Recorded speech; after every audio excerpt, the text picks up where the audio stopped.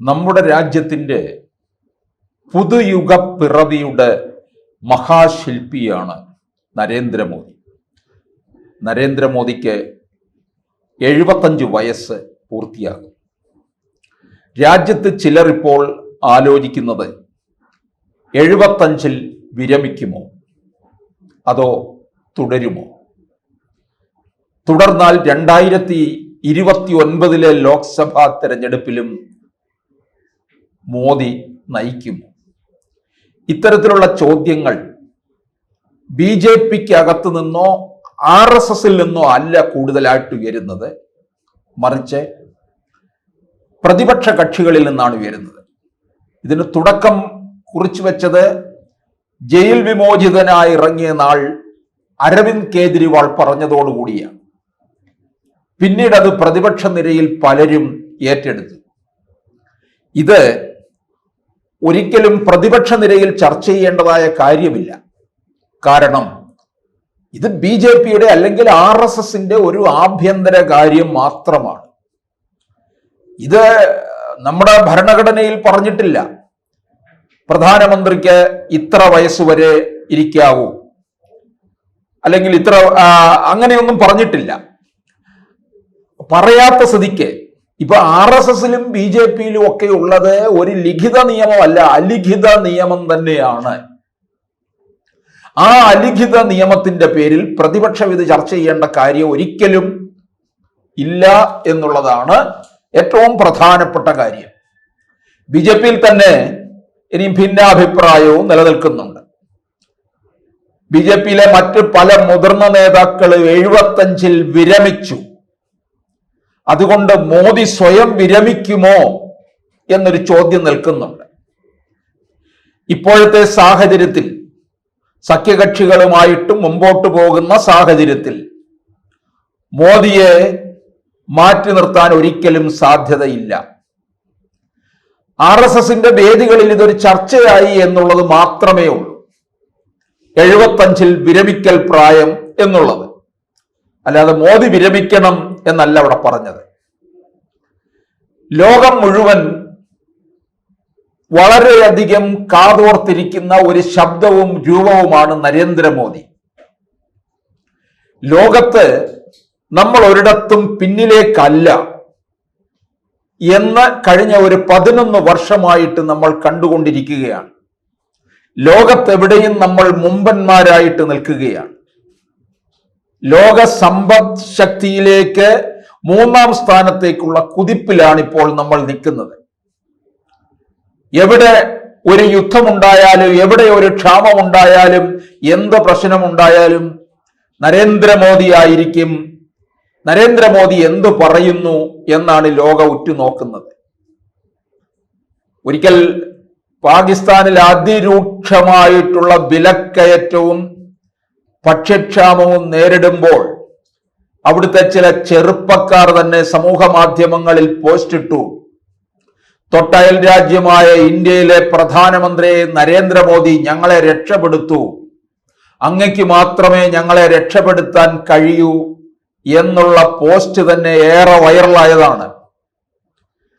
അപ്പോൾ എവിടെ ഒരു ക്ഷാമം, ഇനി യുദ്ധം, റഷ്യ ഉക്രൈൻ യുദ്ധമായാലും അവിടെയൊക്കെ തന്നെ സെലൻസ്കി പറഞ്ഞത് എന്താണ്? നരേന്ദ്രമോദി എന്താണ് പറയുന്നത്? നരേന്ദ്രമോദിക്ക് ഇക്കാര്യത്തിൽ ഒത്തുതീർപ്പിലെത്തിക്കാൻ കഴിയും.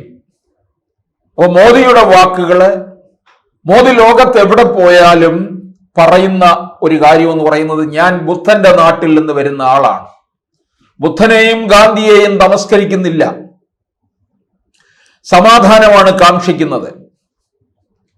ലോകത്ത് എവിടെയെങ്കിലും ഭീകരാക്രമണം ഉണ്ടെന്നുണ്ടെങ്കിൽ അതിനെതിരെ നമുക്ക് ഒന്നിച്ചു പൊരുതണം. കാരണം പാകിസ്ഥാൻ പല വിധത്തിലും ഇന്ത്യയുടെ മേൽ ഭീകരാക്രമണം നടത്തിക്കൊണ്ടിരിക്കുകയാണ്. അതിനെ ഇന്ത്യ തക്കതായ രീതിയിൽ മറുപടി കൊടുക്കുകയും ചെയ്തു. ഓപ്പറേഷൻ സിന്ദൂറിലൂടെ നരേന്ദ്രമോദി ഒരു പൊൻതൂവൽ കൂടിയാണ് ആ തൊപ്പിയിൽ അണിഞ്ഞിരിക്കുന്നത്. അത് ലോകം മുഴുവൻ കണ്ടു. ഓപ്പറേഷൻ സിന്ദൂർ വിജയിച്ചതിന് ശേഷം രാജ്യത്തെ പ്രധാനപ്പെട്ട MP മാരെ എല്ലാവരെയും കൂടെ ചേർത്തുകൊണ്ട്, നയതന്ത്ര വിദഗ്ധരെയും ഉൾപ്പെടുത്തിക്കൊണ്ട് പലയിടങ്ങളിലേക്കായിട്ട് വിദഗ്ധ സംഘം പോയി കാര്യങ്ങൾ തെളിവ് സഹിതം വിശദീകരിച്ചു ബോധ്യപ്പെടുത്തി. അതിൽ നിന്ന് ലോകം തിരിച്ചറിഞ്ഞു പാകിസ്ഥാനാണ് ഭീകരാക്രമണത്തിന്റെ ഉറവിടം. പാകിസ്ഥാൻ അതിനു വേണ്ടി മാത്രം നിലകൊള്ളുന്നവരാണ് എന്നുള്ളത്. അപ്പോൾ ഇത്തരത്തില് ഒരു വിജയക്കൊടി പാറിച്ചുകൊണ്ടാണ് മുമ്പോട്ട് പോകുന്നത്. അതിന്റെ എല്ലാ അമരക്കാരനായിട്ട് നരേന്ദ്രമോദി തന്നെയാണ് നിൽക്കുന്നത്. സാമ്പത്തികമായിട്ട് രാജ്യം വളരെ ഉയർന്ന നിലയിൽ നിൽക്കുന്നു. സാമ്പത്തികമായിട്ടും ലോകത്ത് ഇന്ത്യ വളരെ ഉയർന്ന നിലയിൽ തന്നെ നിൽക്കുന്നു. അപ്പൊ സാമ്പത്തികമായിട്ടും രാഷ്ട്രീയമായിട്ടും വളരെ ഉന്നമനത്തിലാണ് നിൽക്കുന്നത്. അതിനോടൊപ്പം തന്നെ മാനസിക ഉന്നമനവും രാജ്യത്തെ ജനങ്ങൾക്കുണ്ട്. അതാണ് ഏറ്റവും പ്രധാനപ്പെട്ട കാര്യം.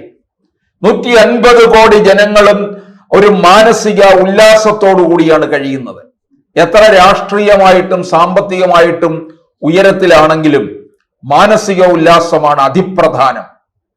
അത് നരേന്ദ്രമോദി എന്ന വ്യക്തിയിലൂടെ നേടിയെടുത്തിരിക്കുകയാണ്. ഇദ്ദേഹം പ്രധാനമന്ത്രി ആയതിനു ശേഷം തുടങ്ങിയ മൻ കി ബാത്ത് അത് ഏതാണ്ട് 125 ലക്കം പിന്നിടുമ്പോൾ അത് സാധാരണ ജനങ്ങളിലേക്ക് എത്തിച്ചേരുകയാണ് ഉണ്ടായത്. അദ്ദേഹം ഇന്ത്യയുടെ ഗ്രാമങ്ങളിലേക്ക് ഇറങ്ങിച്ചെല്ലുകയാണ് ചെയ്തത്. രാജ്യത്ത് എവിടെയെല്ലാം ഈ ഇത്തരത്തിലുള്ള പലതരത്തിലുള്ള കഴിവുകൾ ഉള്ളവരെയൊക്കെ തന്നെ ചേർത്ത് കൊണ്ടുവരാനും അവരെ ലോകത്തിന് മുമ്പിലേക്ക് കൊണ്ടുവരാനുമായിട്ട് നരേന്ദ്രമോദിക്ക് കഴിഞ്ഞു എന്നുള്ളതാണ്. മോദിയുടെ വാക്കുകൾ പോലും വളരെ വിലപ്പെട്ടതാണ്. ഈ കുപ്പയിൽ കിടക്കുന്ന മാണിക്യം എന്ന് നമ്മൾ പറയാറില്ലേ, അത് തിരിച്ചറിയാൻ രാജ്യത്തെ നയിച്ചുകൊണ്ടിരിക്കുന്ന പ്രധാനമന്ത്രിക്ക് കഴിഞ്ഞു എന്നുള്ളതാണ്.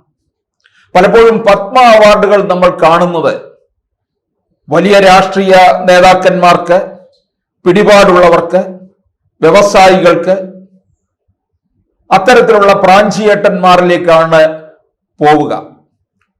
പക്ഷേ കഴിഞ്ഞ ഒരു 11 വർഷമായിട്ട് നമ്മൾ കാണുന്നത് പത്മ അവാർഡുകൾ അത് എത്തേണ്ടവരുടെ കൈകളിലേക്ക് തന്നെയാണ് എത്തുന്നത്.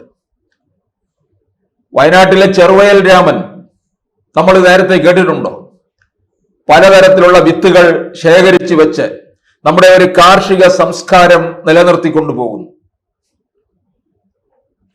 നാട്ടുവൈദ്യം ഇപ്പോഴും പരിപാലിച്ചു കൊണ്ടുപോകുന്നവർ, ഇവരിലേക്കൊക്കെ പത്മ അവാർഡ് ചെന്നു എന്നുള്ളതാണ്. അങ്ങനെയാണ് നമ്മൾ അവരെ കുറിച്ച് അറിയുന്നത്.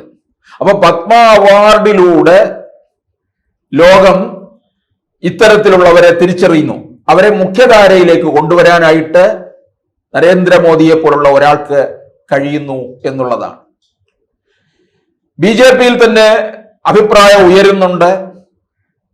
ഈ ലോകത്ത് തന്നെ പല കാര്യങ്ങളും നരേന്ദ്രമോദി തുടങ്ങി വച്ചിരിക്കുകയാണ്. ആ കാര്യങ്ങൾ നയിച്ചു കൊണ്ടുപോകേണ്ടത്, അത് പൂർത്തീകരിക്കേണ്ടത് മോദി വേണം. അപ്പോൾ ആ സമയത്ത് നരേന്ദ്രമോദിയെ ഒരിക്കലും മാറ്റി നിർത്തത്തില്ല. അത് മോദി ശരിക്കും പറഞ്ഞു കഴിഞ്ഞാൽ അങ്ങനെ RSSന് 75-ൽ വിരമിക്കണമെന്നുണ്ടെങ്കിൽ ആ തീരുമാനത്തെ ഒന്ന് ഖണ്ഡിച്ചിരിക്കുകയാണ് ഈ ഇത്തരത്തിലുള്ള പുതിയ കാൽവെപ്പിലൂടെ. അപ്പോൾ പുതിയ ചില ചുവടുവയ്പ്പുകൾ ലോകത്ത് മുമ്പോട്ട് കൊണ്ടുപോകണമെന്നുണ്ടെങ്കിൽ ഇന്ത്യയുടെ സാന്നിധ്യം പ്രധാനമാണ്. തുടർന്ന് 2029-ലും നരേന്ദ്രമോദി നായകത്വം വഹിക്കണം. നരേന്ദ്രമോദിക്ക് തുല്യനായിട്ട് നരേന്ദ്രമോദി മാത്രമേ ഉള്ളൂ. അതുകൊണ്ട് 75 എന്ന് പറയുന്ന സംഖ്യ വിരമിക്കലിനുള്ളതല്ല, കൂടുതൽ ഊർജ്ജസ്വലതയിലേക്ക് പോകുന്നതാണ് നമ്മളിപ്പോൾ കണ്ടുകൊണ്ടിരിക്കുന്നത്.